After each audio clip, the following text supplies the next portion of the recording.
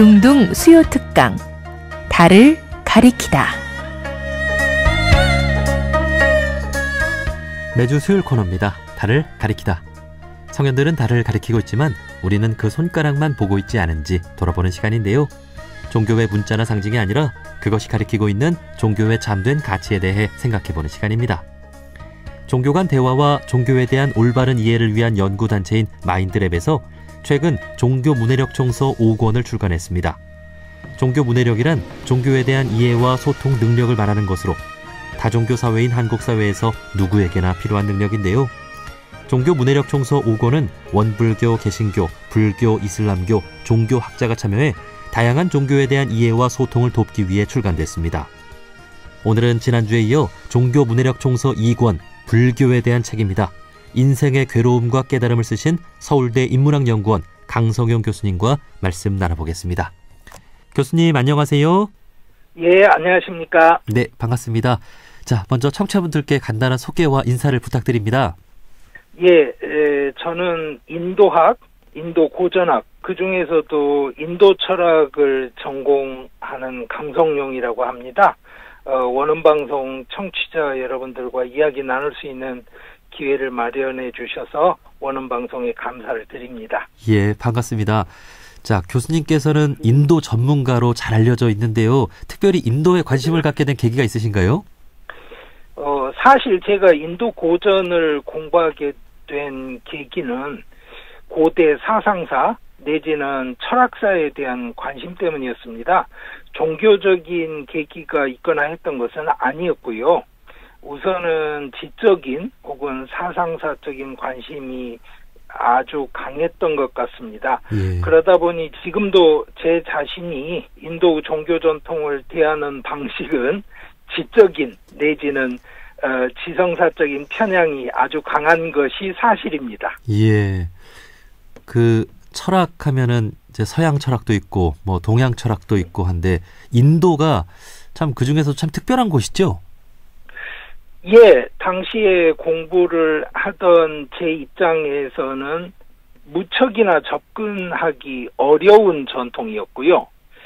그게 저한테는 일정 정도의 충격이라고 할까요? 아니면 어떤 그 의구심 같은 걸 만들어 주었던 것 같습니다. 예. 그러다 보니까 이제 인도 고전을 전공까지 하게 되는 사람이 됐네요. 네. 그 제가 알기로 인도에 참 훌륭한 뭐 철학 사상가들도 참 그 많았던 것으로 알고 있는데 맞습니까?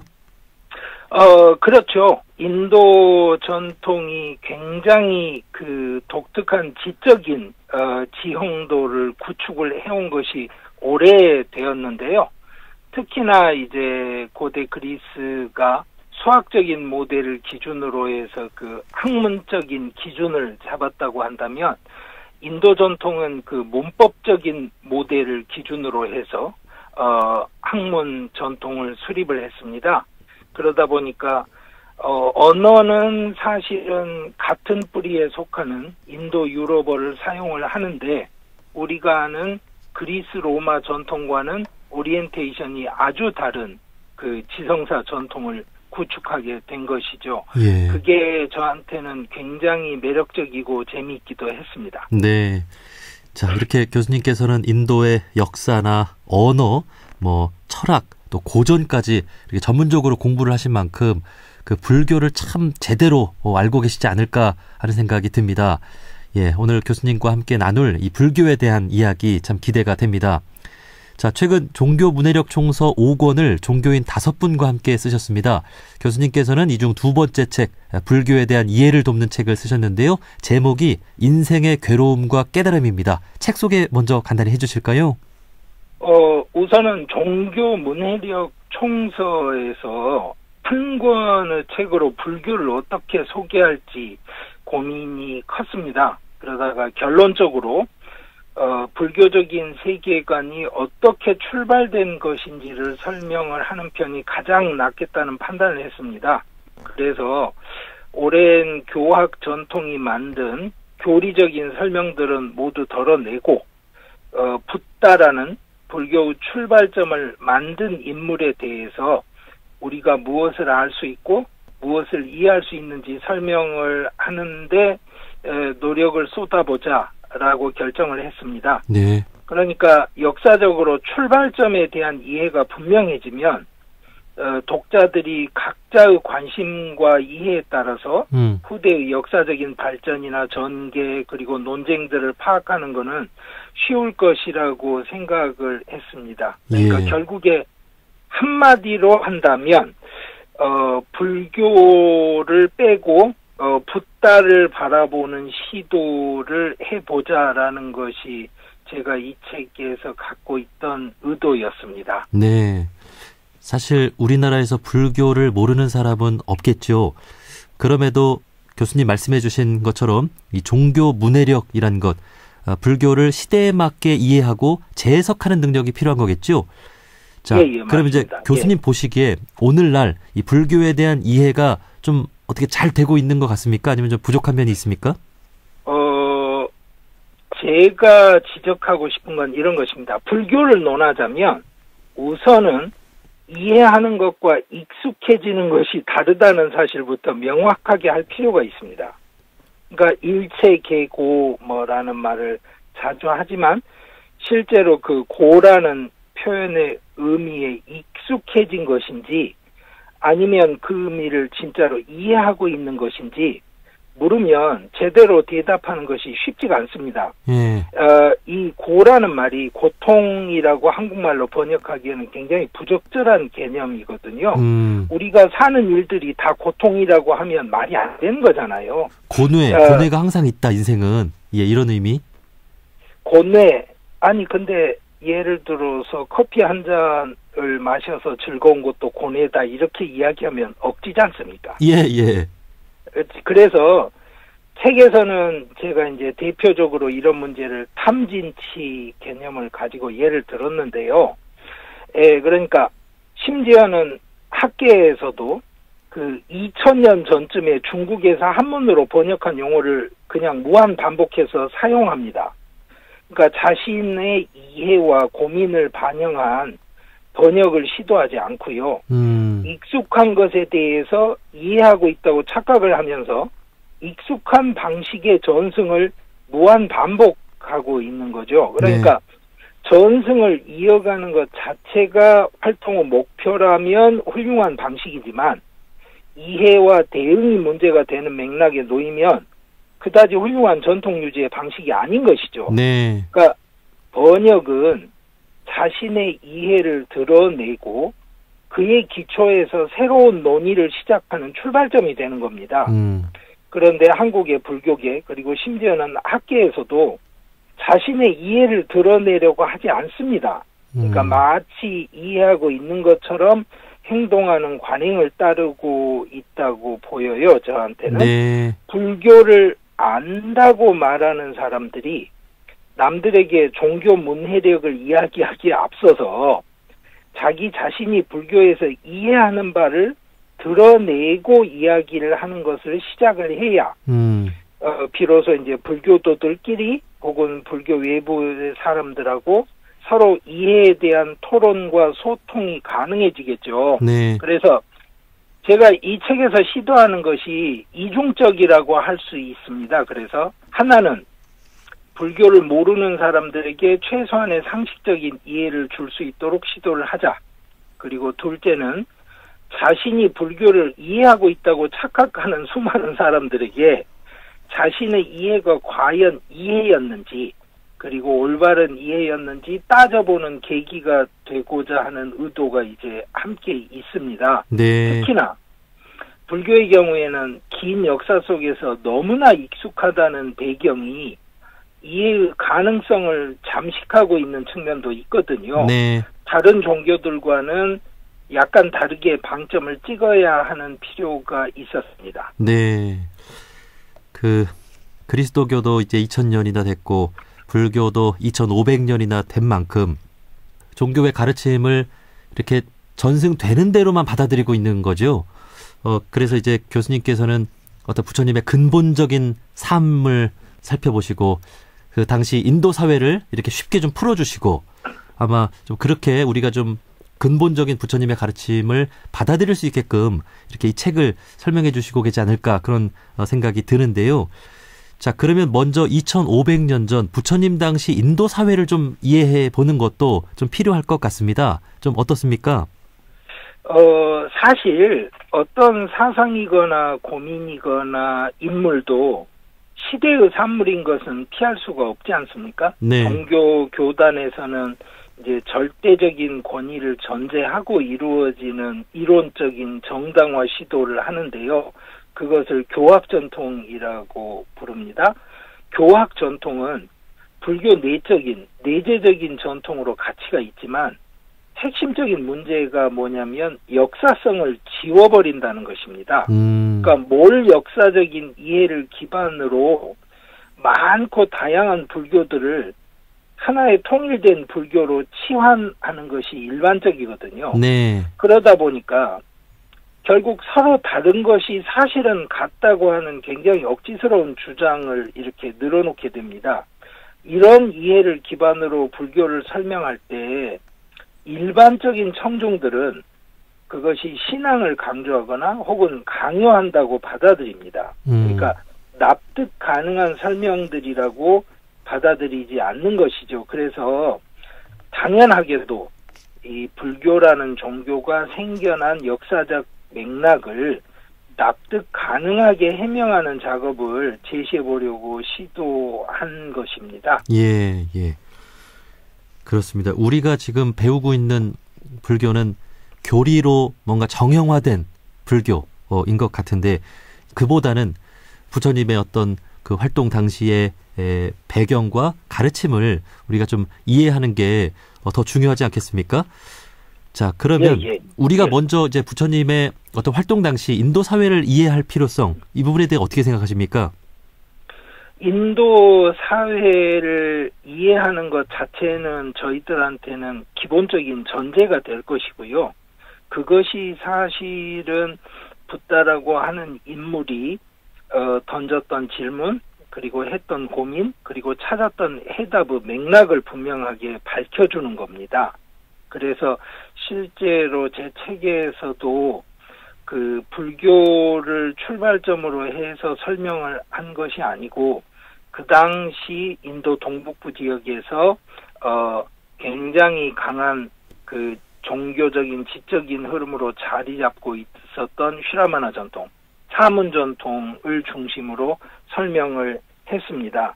그 설명 이후에 붓다는 그 휘라마나 전통들 중에서도 무엇을 다르게 생각했고 다른 해답을 제시했기에 불교만 지금 세계 종교가 되었는지에 대해서 이제 설명을 하려고 노력을 했습니다. 예. 자, 그리고 이제 누구나 다 궁금해하는 것 중에 하나가 이제 부처님께서는 왜 고민하시고 출가를 하셨는가? 사실 이 부분이 또 중요하지 않겠습니까?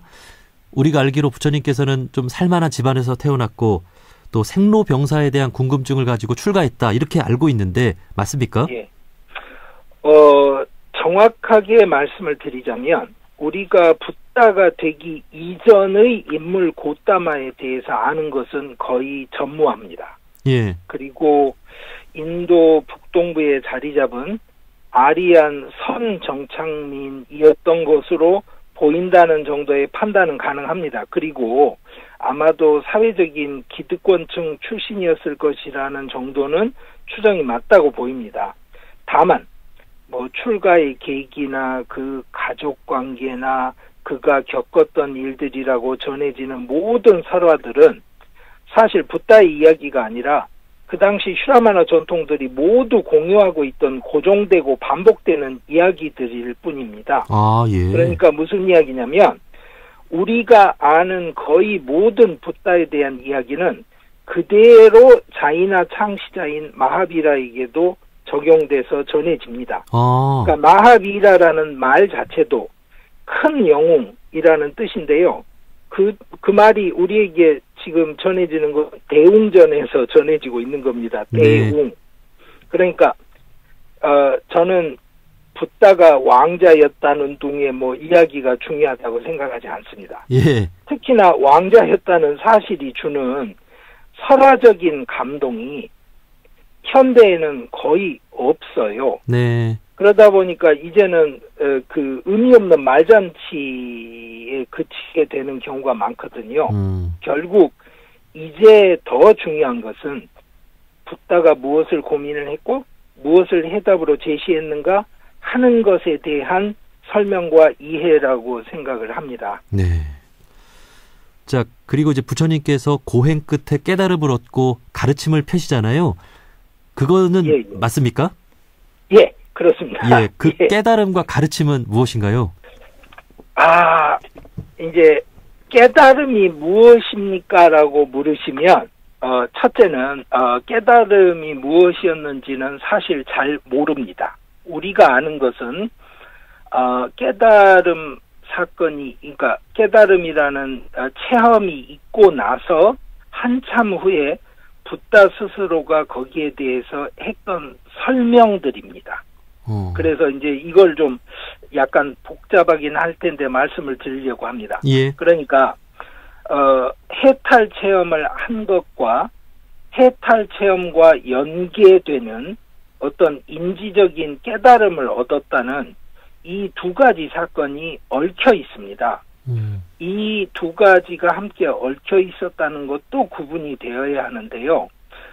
이 둘이 구분되어야 하는지 구분되지 말아야 하는지에 대한 이야기부터 시작해서 이 심각한 문제가 후대 불교 철학사를 지배하는 근본적인 동인이 되고 있다는 지적을 제가 이미 이제 이 책에서 했습니다. 네. 그러니까 붓다 자신이 스스로 윤회의 틀을 벗어난 상황을 그것이 어떤지 살아있는 채로 선체험을 했습니다.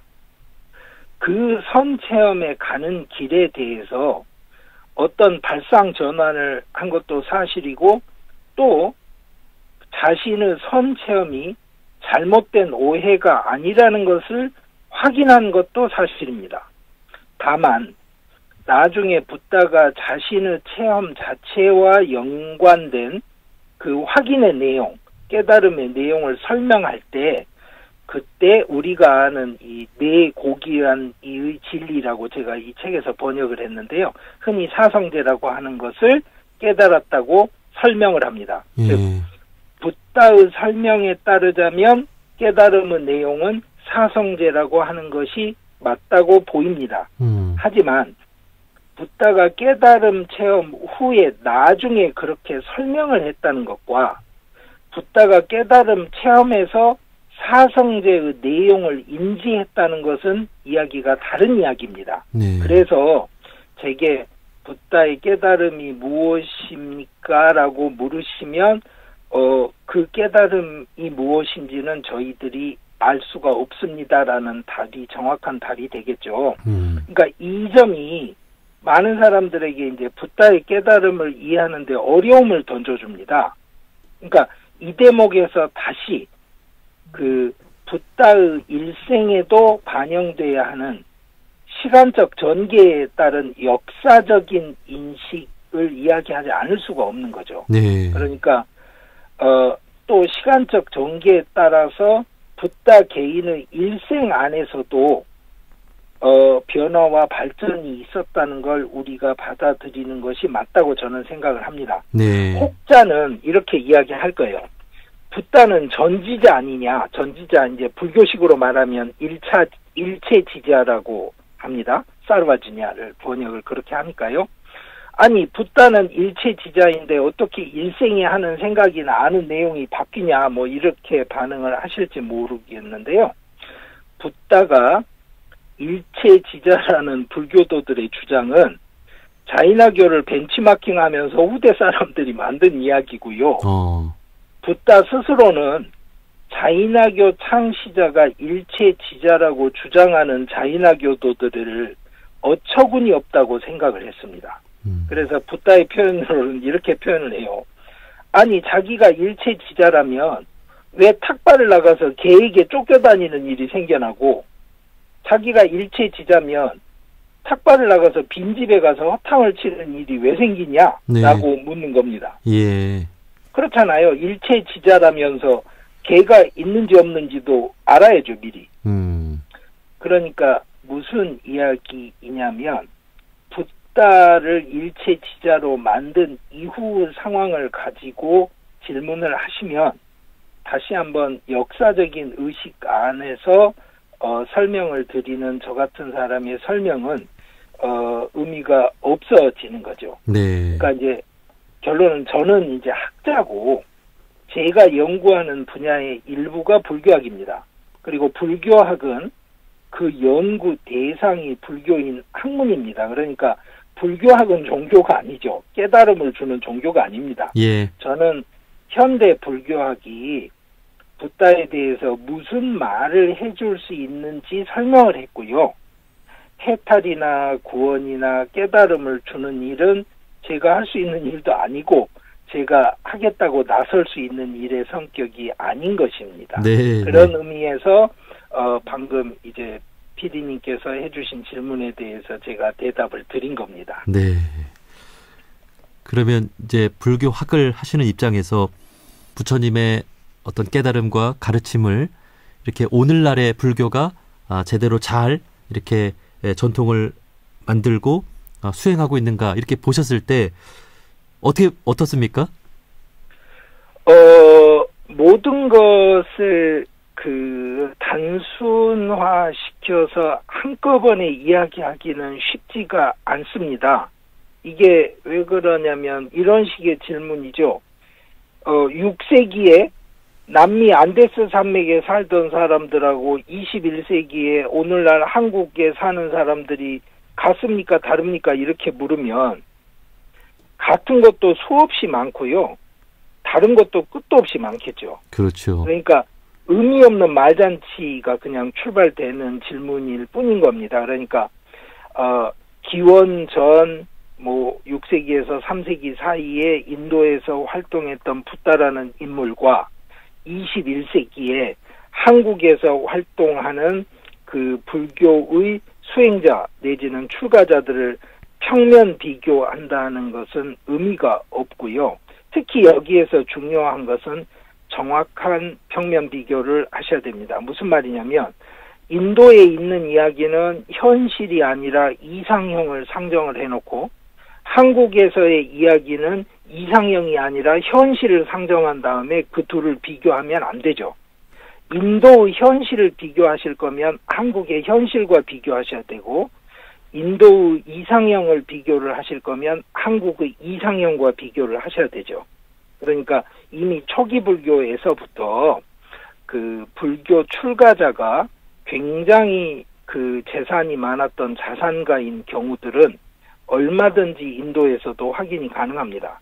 그러니까 그런 현실들을 가지고 지금 현재 한국 불교의 상황을 단순 비교하는 것은 굉장히 큰 무리가 있다고 생각을 합니다. 네. 그런데 이제 지금 PD님이 질문하신 그 내용은 사실은 결국 붓다가 지적하고 제안한 내용의 본질적인 것이 현재 한국 상황에서 유효하냐 이런 질문이지 않습니까? 네. 저는 그렇게 생각을 합니다. 예. 그러면 제 개인적인 대답은 유효하다고 봅니다. 그러니까 무슨 이야기냐면 행복이라는 것을 말입니다. 전통사회에서는 개인적인 그 만족의 여부로 환원시키지 않았습니다. 그건 마치 뭐하고 똑같냐면 PD님이나 제가 효자인지 아닌지를 판단하는 사회적 합의와 마찬가지입니다. 그냥 제가 느끼기에 나는 효자야 이렇게 느끼는 거는 중요하지 않고요. 친척들과 주변 모든 사람들이 저 사람은 효자야 아니면 불효자야 라고 판단을 하는 겁니다. 옛날에는 행복을 그렇게 판단을 했었어요. 그러니까 행복이 주관적인 문제, 정서적인 문제가 되지 않는데요. 지금 현대사회는 아마도 르네상스 시기 이후로 그렇게 된 것 같은데 객관적인 상황이 어떻게 되든 상관없이 모든 인간이 각자 당신 행복하세요 물으면 각자 알아서 대답을 해야 되는 상황이 돼버린 거예요. 그러니까 지금 한국의 모든 종교들이 그렇듯이 불교가 지금 노쇠하고 축소의 길을 걷고 있습니다. 그런데 재밌는 건 불교 문화유산들은요, 뭐 심리 치료니 치유 프로그램이니 문화 콘텐츠, 인문 자산 뭐 이런 형식으로 그 어느 때보다도 대중화되고 큰 관심의 대상이 되고 있습니다. 그러니까 무슨 말이냐면 교리로 무장한 교단은 쪼그라들지만 불교가 구축한 전통과 콘텐츠는 최대의 전성기를 맞고 있어요, 지금. 네.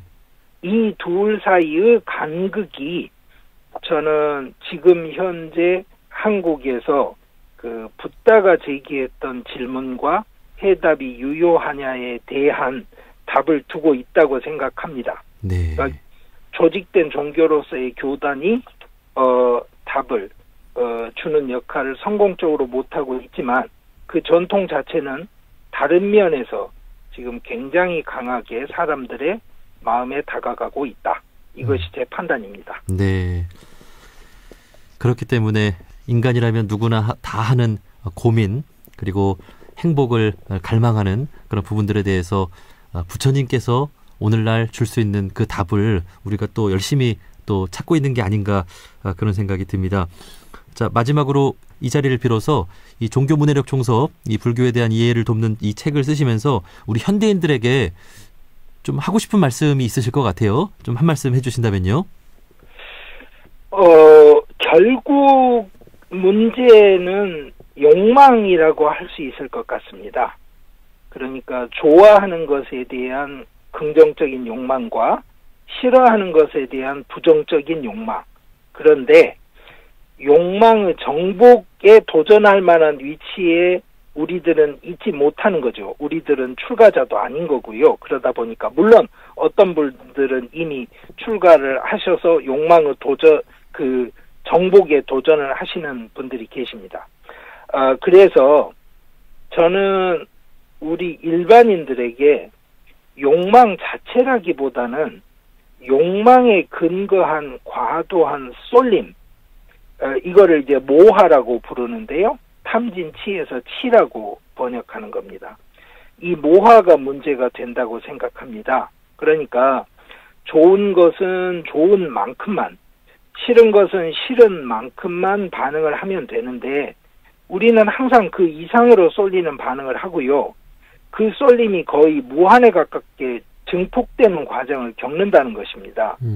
그러니까 궁극적인 가래라고 하는 집착을 없애서 해탈에 이르는 정도의 목표가 아니더라도 우리 각자가 가진 욕망의 근거를 굉장히 냉철하게 보고 그 욕망에 상응하는 만큼 반응하고 있는지 스스로 의식하고 스스로를 잘 관찰하면서 지내야 한다.